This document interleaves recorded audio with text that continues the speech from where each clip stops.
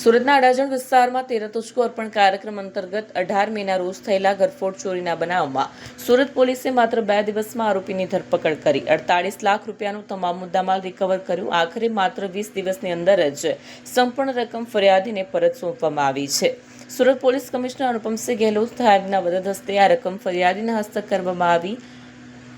પોલીસની આ કાર્યવાહીને લઈને વિસ્તારમાં પોલીસ પ્રશંસાનું પાત્ર બની છે. ખૂબ જ મહેનત કરી અને જે હું વિચારતો હતો કે આટલા સમયમાં મારું રિકવર થશે એની જગ્યાએ બહુ હું ન માની શકું એવા સમયમાં આ લોકોએ કેસ સોલ્વ કરી આપ્યો.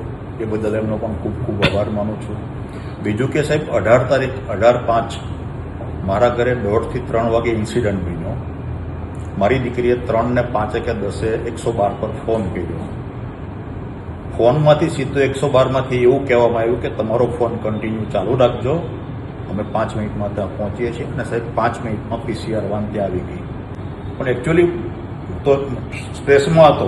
સાહેબે મને સાંત્વના આપી પણ મને વિશ્વાસ નહીં હતો સાહેબ, દિલથી કહું તો એમ. છતાં એમને કીધેલું એ કરી બતાવ્યું. એ બદલ એમનો પણ ખૂબ ખૂબ અભિનંદનને પાત્ર છે એમની ટીમ. એમ કે લોકોમાં એક પોલીસની વર્ષો અગાઉમાં એવું માન્યતા આપણે હતી કે પોલીસ હંમેશા ક્રાઇમ બને પછી લેટ આવતા હોય એમ.